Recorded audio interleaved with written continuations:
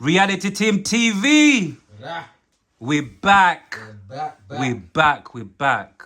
Sammi, Swinton, darling, welcome onto the Red Chair finally. Welcome to the Red Chair. Thank you. How you feeling, man? How you feeling? I'm really excited to be here. Yeah? Yeah. That's really, really good. Like, even straight into it, yeah. I just want to say, like, obviously, this beautiful conversation is going to go at, many different angles, you get me? But it's going to make sense overall. First of all, I want to say, yeah, congratulations to your brother, by the way. His graduation. Your brother's graduation. Thank you. I know it's a bit random, but this is what we do on the Red Chair, you get me? He actually graduated twice last year. Oh, he graduated twice? Yeah. What? Like, straight... Yeah. Yeah, straight from the get-go, I just want to say congratulations to your brother. Graduation is a big deal, man. It's a big deal. You get me? Very Like, proud of him. yeah, man. Big up. You get me? Big up, little bro. Even quickly to let the people know, yeah. What did your brother graduate? Like, what was he studying? Oh, creative writing Mm. and English literature. Okay, hey. Nah, big up to your brother. How about you, like, in terms of, like, education-wise? Are you, like, have you ever been university before? Have you ever been, like, a fan of education in general? Well done for the education. I'll give you a rundown. Go on. We love it. Obviously did primary, secondary school. From there, I went to college. I went to City in Islington for a year. I did e-media and I didn't finish that course. Then I did a business admin apprenticeship. I ended up working in the solicitors for 2-3 years. Then I was working and I think I did a university course in marketing in 2019, 2020. Yeah. But I didn't finish that either. Like, why not? I can't deal with lectures. I can't deal with other people's deadlines. Yeah. It's not for me. But Hey. actually, there are 2 courses that I did finish. So when I first started like realizing what my passions were and entering the music industry, I did a music production course with IMW campus. It's in Islington. Oh, yeah. And I completed that. And I also did a music management course with Notting Hill. What's it called? Notting Hill Arts Academy of Music. Yeah. So, like, just in general, yeah, like, from the get-go, what's been, like, your relationship with, like, education just in general? Like, have you ever been, how's been your relationship? I feel like I put myself in places and spaces and I get educated on the things that are meant for me and then I move on. I don't know if that makes sense. No, absolutely, it makes sense. It's basically one of them ones where it's like you go through life and you learn lessons through life, innit? Yeah. Through certain situations that you've been through what other people go through, and it's like you can either learn from certain people or learn from situations that you go through, like the more you go through life, innit? I've learnt more from people and conversations than I have from any school, college, university course. Yeah. Was you born in this country? I was. Like, how was your childhood just in general? Like, how was it? Chaotic. Yeah? My childhood was chaotic. I don't really know if I can go too deep. No, whatever you can get into. We're not asking you to give, like, obviously people... like my mum was a single parent. She had 3 kids, but she was working 3 jobs. There was a lot of responsibility on me, so it was a bit manic at times. Yeah. But it was great. Would you say, because I hear certain people say, like, certain things, like, I had to grow up quick. Yeah. Would you say, like, you was one of them people that, for obviously whatever reasons, you also had to grow up quite fast in terms of, like, certain things? Yeah, I think I did. When I was a kid and a teenager, I definitely felt like I had more responsibility than my friends. Yeah. But at my age now, I feel like I'm not that mature. Interesting. I don't know. I feel a bit kiddyish at times. Interesting. I guess, like, when people usually say, like, your inner child, innit? Like, no matter what happens, you have to keep, like, that inner child within you, like, alive, innit? Don't grow up. You have to. Yeah. Literally. Now, that's actually true. And one of our main topics is going to be, like, your fitness journey, innit? Because obviously I see you quite a lot on, on a regular basis, embracing your fitness journey, posting videos, sharing with us, innit? Like, how your fitness journey is going, like, when did that begin? Like, when did your fitness journey, like, officially begin? May. So I didn't start posting about it until June because I needed to give myself a month to make sure that I was Consistent. I was consistent. I knew what I was doing, and I had a plan. Yeah.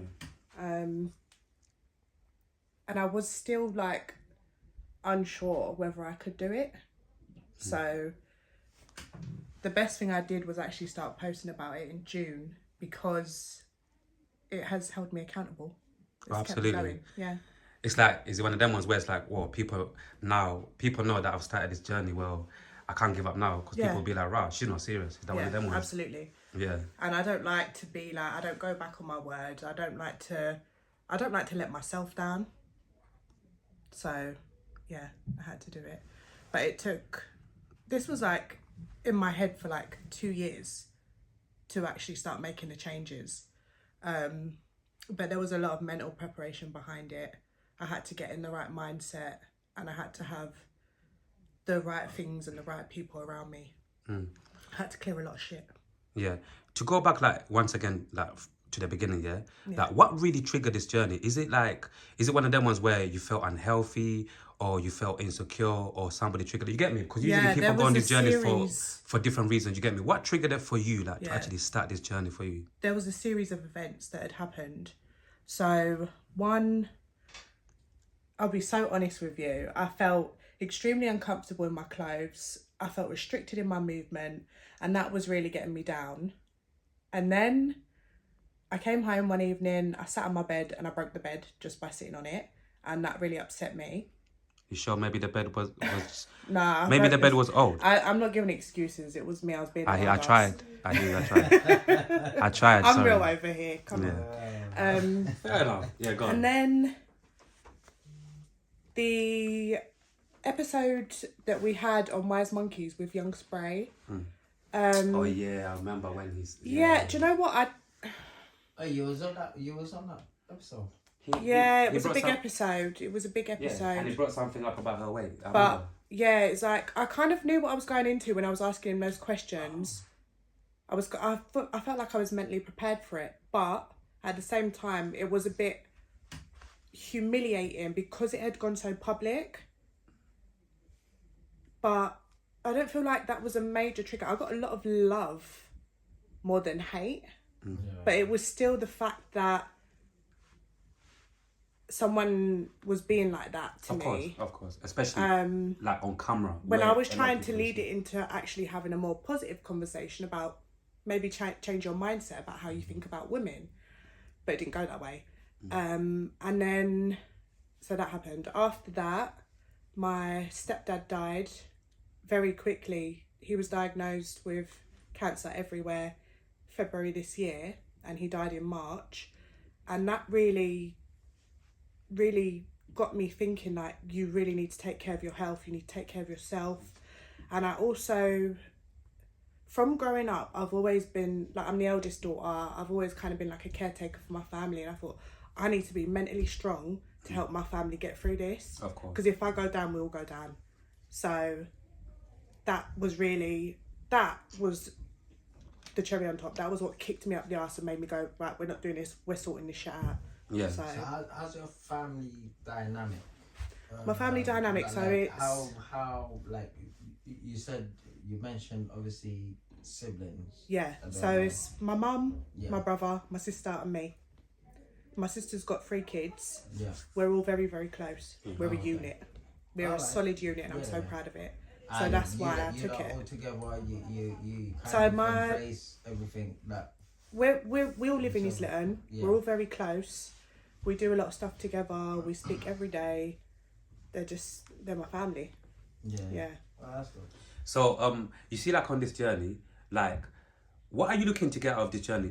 Or you're just looking to maintain, like, good health? Because, you know, once again, you know, sometimes people want a certain body or whatever. Like, what are you looking to actually get out of your fitness journey overall? It kind of keeps changing. So interesting. Firstly, it was just, you know, I wanted to lose a bit of weight. I wanted to feel healthy. I wanted to be able to move my body and not feel upset and restricted.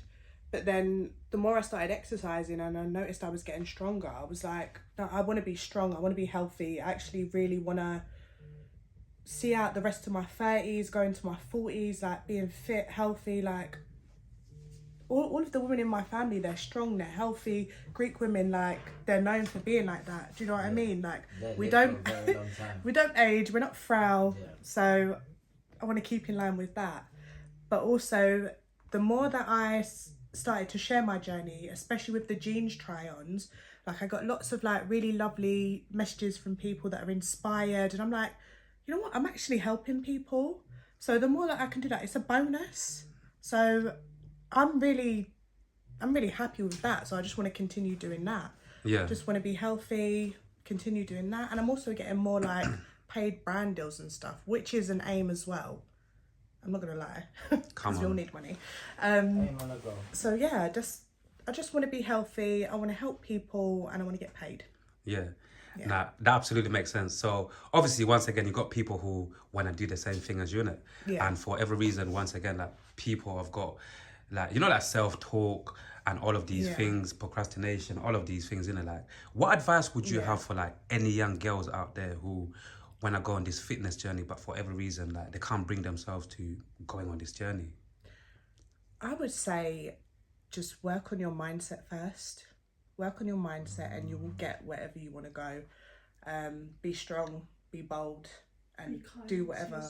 Yeah, do whatever you want to do in this life, but be kind to yourself. If you have a shit day, it's all right. Yeah. Just get up the next day and just move forward. Thing is, you need to. I think you need. And it's not just women. No, it's not. I've had a lot of men as well. Yeah. You need to get in touch with your inner person and know that I'm doing this to make myself better. Yeah, it's not for anyone else. Once I get better, everybody around me will feel better being around me. Yeah. In the end. Yeah, that's a Do you big get thing. what I'm saying? Like, rather than just, you know, just being a bit selfish and, you know, just, but yeah. I understand exactly. You change your energy when you do good for yourself. Exactly. I noticed that. Because you do need to get in touch with everybody has good or bad days. You know, when you're good, you're on high, and then when you're bad, then you're like, oh, the world does not care about me and all of this kind of stuff. I can't be around people when I'm in that kind of way. Yeah. So you need to work on that to make sure that, you know, even on your bad days, you can crack a smile for somebody and make somebody else's day. Yeah. Because you haven't hit rock bottom. No. But somebody else has hit rock bottom and you're going to meet that person in a way. Yeah. You can help them in one way or another. Yeah. So also, like, the way I live, innit? I also, like, self-talk is important, innit? So I also remind myself, like, all the time, like, look, everybody's going on a journey. Nobody's perfect. Even certain people that might like come across like they're perfect or whatever. Yeah. Everyone's got like something that they wish they could, you know, like have better or something. You know, you get what I'm saying? So for me, I just look at it like, like, rather than comparing yourself to other people, ever, just understand, just try to, like what you are saying, just try to find a way where you can love yourself and you can remind yourself, you know what, let me just try to just do whatever I can for myself to make myself a better person. But, because I feel like, obviously, comparison, innit? Like, a lot of people go all over the place trying to compare themselves to that person, how she looks, how he looks, but I feel like once you just stop all of that nonsense and just be real with yourself and say, look, whatever he, she, whatever they've got going on, it's nothing to do with me. And plus, once again, nobody's got it perfect. I feel like you'll make even life a bit more easy. You get me? You have to change that, because if you're comparing yourself to someone else's situation, someone else's abundance, it's completely you are in you're in a mindset of lack that you don't have. So you have to change that and tell yourself all the things that you do have. Like, every day in the mirror, I'm telling myself, do you know what? I'm fucking amazing. I'm stunning. Exactly. Like, do you see my energy? You see some of your videos? You don't. You know. You don't get people like me every day. You don't. And I know that about myself. You spared me for that, man. Now, real talk, this is exactly how it is, because it's like, not to sound like a cliche, but if you do not empower yourself, especially in these times that we're living in, if you do not find ways to empower yourself and, you get me, to know like you're the shit, I've got work to do, but I'm good the way I am right now, and let's keep it moving. Like, but there's a difference about doing that for yourself and people that do that and project onto others. Like, I don't have to be around people going, I'm this, I'm that. As long as I can do it in my mirror and I know myself, that's fine. Yeah. That's where the line of humbleness is. Yeah, absolutely. I don't like people that do that other dramatic stuff. Yeah, absolutely. I feel like that's Listen, even more fake. You could wake up every single day, because we all know when you wake up in the morning, you're not looking the greatest, right? Regardless of anything. But as long as you can look in the mirror and say, do you know I what? wake up looking like a witch. Listen, I'm beautiful. This is the thing that I've tried to put into my into your kind head, of your conscious mind, your subconscious Yeah. mind, both of them. Every day that when I wake up, even when I'm then I've got the mirror right there. And you've got shit in I'm, your eyes. I've got sleep in my eyes and stuff, but I still look at myself and I'm like, You're beautiful. Yeah. Yeah, your self-talk you're must be the strong. greatest guy. Yeah. His self-talk must be strong because all You're of us the look like shit in the greatest morning. Yeah. Listen, I'm joking. no, but I start off like I'm that. joking. Yeah. I start off like that. You're the greatest guy, because do you know why? That's gonna set the tone for the rest of the whole day, day. and what I do for that day. Yeah. Otherwise, if you wake up and you look at, oh my god, oh I've got this pimple, I've got this, and I look, but like I don't look nice.